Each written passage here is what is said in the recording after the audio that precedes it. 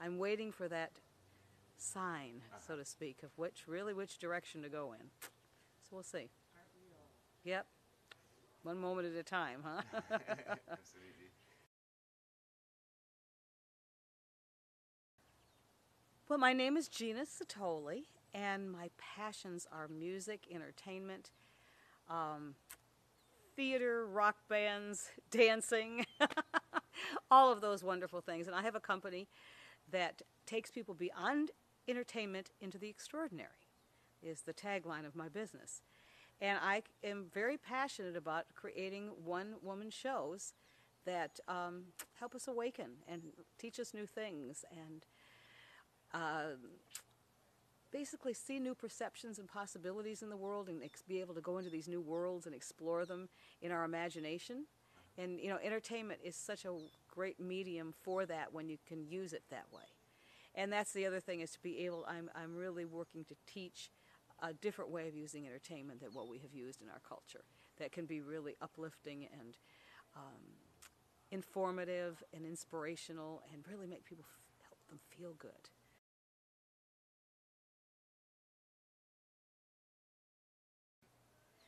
Well, you know, there's a lot of real negativity in there. There's a lot of violence, at least here in this country.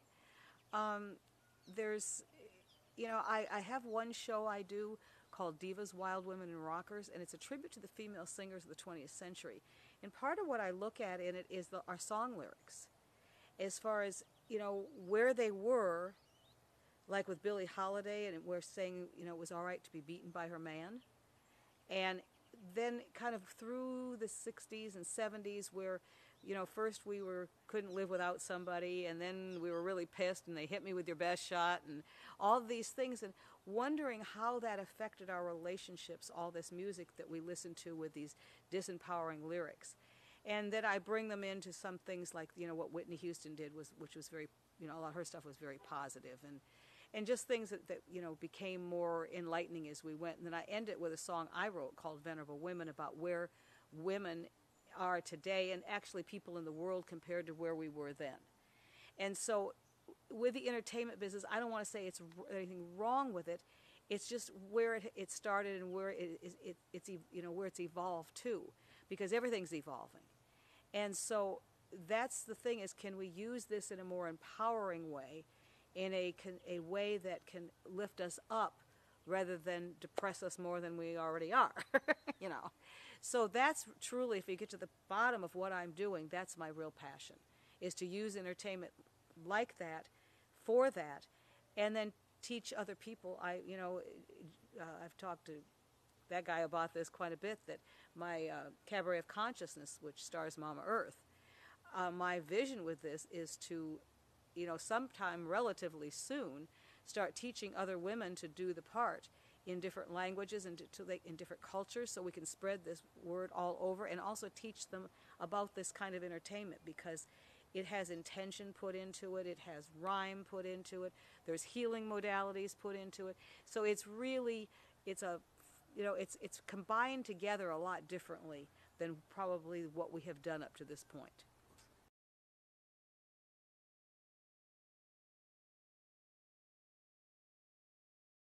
Pure magic is the way I see it.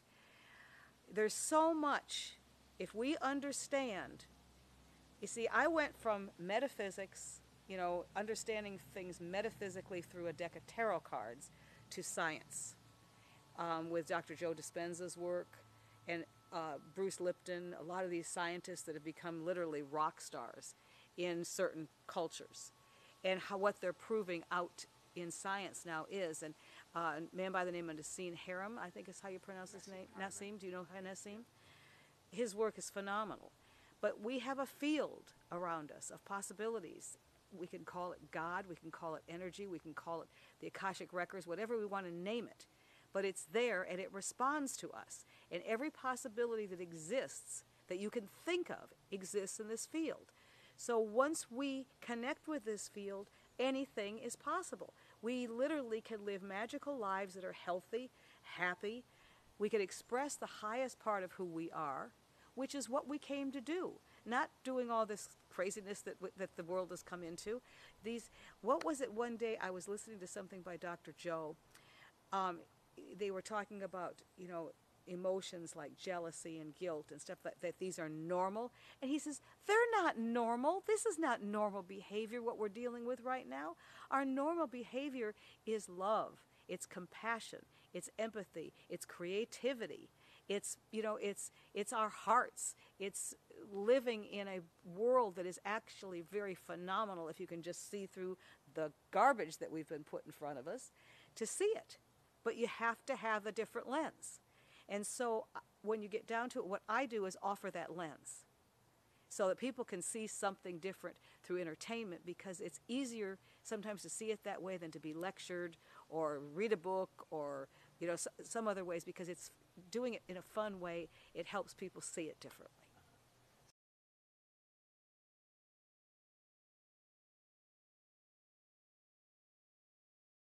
Well, meditation is an absolute must. The things, actually, what I am putting together right now, I'm hoping will help people with this, is to ask some of these kind of questions to yourself. Do I have the courage to think differently? Do I have the courage to act differently? Do I have the courage to see differently? Do I have the courage to be different? And this is a 4-part video program I'm putting together that will go with my Cabaret of Consciousness, because it expounds on what I'm already doing. So I'm hoping to have that done in the next couple months, that will come with the show, that people will get it. So they can ask themselves these things, and then within it, you have to be awake. You have to be an observer of yourself. Because to break through the old paradigm, which has been such a heavy conditioning on all of us, that to see through it, you have to be awake 24/7, literally, and have an observer, this observer part of yourself, which is your higher self, your intelligent self, your connection to God, whatever, again, you want to call it. That observer, you have to keep them turned on so you continually ask yourself questions. You continually ask questions, period. You don't just accept that this is what is. There's a plethora of work out there, of different people's work that can help you to master yourself, because that's really what it's going to come down to, is we have to master these parts of ourselves that have become habitual, that have become basically infused in our brain with the neural patterns and networks that are in our brain. And they become patterns. They're literally like if anybody that's ever seen a 45, the old 45 records or the LPs, and it runs and it runs and it runs, it's got like this groove in it. That's what happens with your brain. When a pattern gets set in, even disease becomes a pattern. When you change your brain and you change that pattern by being the observer and changing who you are and asking these questions, you can break different things in your life that have been habitual and create new possibilities.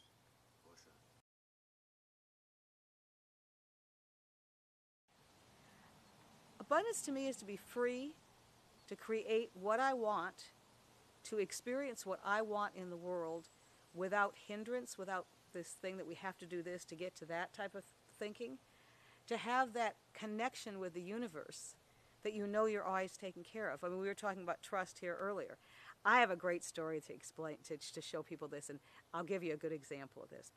The eclipse that we just had, well, Shirley, who is the woman I share a house with, and also my best friend I grew up with in school, the traffic was so bad here in Portland, we just didn't want to go anyplace. So we decided to hide. Well, we figured we didn't really need the glasses. We didn't really want to watch it. Well, at the last minute, we decided we wanted to see the eclipse. So she calls Fred Byers, no glasses. So I'm going, well, let's just get into the energy of it, because that's what it's about anyway. So I decided to go ride my bike in the middle of the eclipse. So I head down the trail down here. And first of all, there's these 3 guys sitting like this. I mean, in their own backyard. Perfect view of, because we had the view from right where, look up, the view from here. And they've got their glasses and their chair. Nobody's around. They did not have to leave their backyard. So this is the first point I'm making. You find your passion, you find your joy. You don't have to necessarily leave it. It will come to you. So I head down, and they're the only people I see. So I'm heading down the trail. All of a sudden, these ladies come up out of nowhere. Well, do you have your glasses? And I says, no, I don't. And they hand me a pair. And I thought they were going to let me look through it and see. She says, oh, no, you can keep them. I says, really? I says, can I take them back to my house because I want to share them with my friends? She says, oh, here's another pair. So I got on my bike, and I'm riding down the thing, and I come back in the house. I says, Shirley, guess what I've got? She says, I bet you found glasses. I says, they found me. And so we sat out here in the lawn chairs with our glasses, and it all came to us. That to me is abundance, because once we understand the mechanics and of the universe, how they work, and how our own technology, our physical systems are connected to this field, and how to literally use the system to connect into the field and talk to it, that's what happens. Because you're connected to what it is you want, it just comes.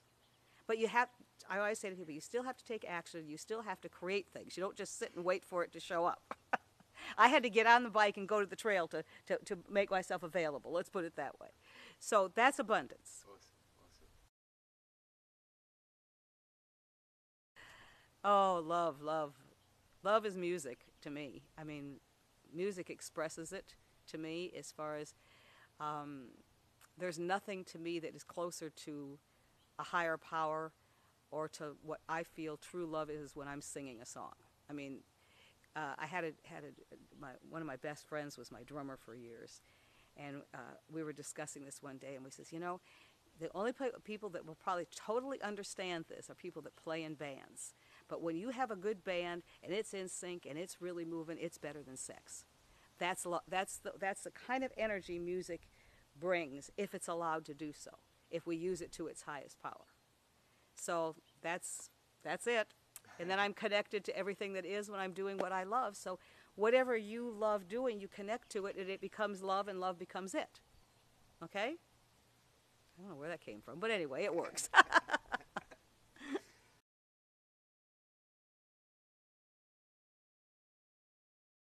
It's pretty well documented right now as far as the healing aspects of music. However, I think we're only scratching the surface of it, because the more I understand frequency, which is what we are, and which is what music is, once we can learn to tune ourselves to these frequencies, and I believe it can be done through music. This is one of the things I'm working on shows that I'm going to in the future with it. And really understanding, so much has been hidden from us as far as who we are. And music is another thing that I think has just barely been touched on yet. And honestly, I believe that when we really understand it, we'll be able to use music for instant healing. In fact, it's already being used for that, for instant, just uplifting. I mean, I watch people in my shows go right into coherence, particularly from with the musical part of it, and where they're just connected. They're just there, and they didn't even have to think about getting there, because music, particularly music that's coming from intention, coming from the heart, which there are more and more people that are doing that. That's what the possibilities are. It's molded cultures when you look at it, so we can use it to enhance us. And I think there's so many things we're just scratching the surface of right now, and music's one of them. And what would you say? Its role will be huge. It already is huge, yeah.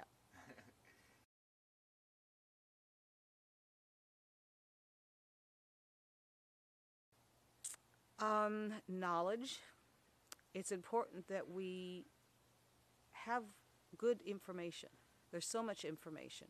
So we have to weed through what's maybe not as wise, not as much wisdom, but the knowledge will set us free if we really understand who we are and don't just accept what has been put in front of us. And the knowledge is there. It's being put out by a lot of very, very, very brilliant people. Nassim being one of them, and Dr. Dispenza being another one, and I could go on and on and on with the people that have inspired me. So I would say inform yourself, get yourself knowledgeable, be wise with your choices, understand what really is going on. So I think that's critical. Trust is critical. It's kind of like with the sunglasses, just trusting. I mean, I took off to Portland. I had no idea where I was going to stay, and I went driving out of town, and somebody called and offered me a place to stay.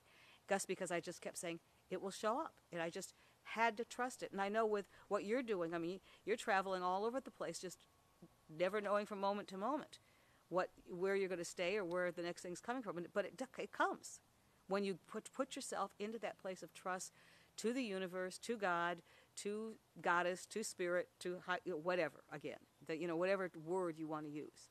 So I think trust, knowledge, integrity. Integrity to me is being integrative. What's the right word for it? Integral to ourselves.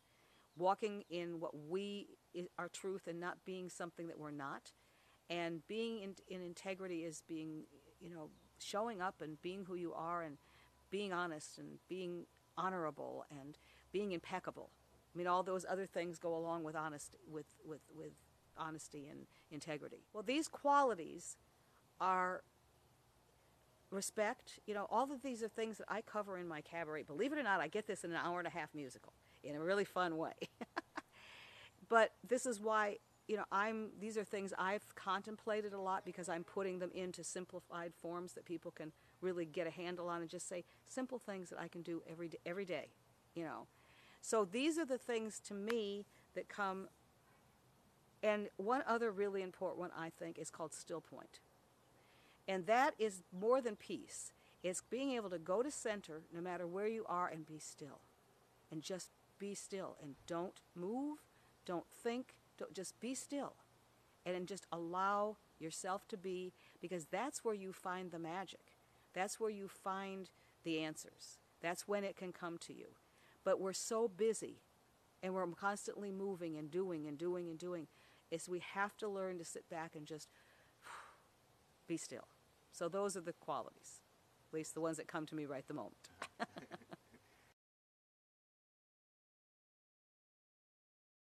Still point's different than peace.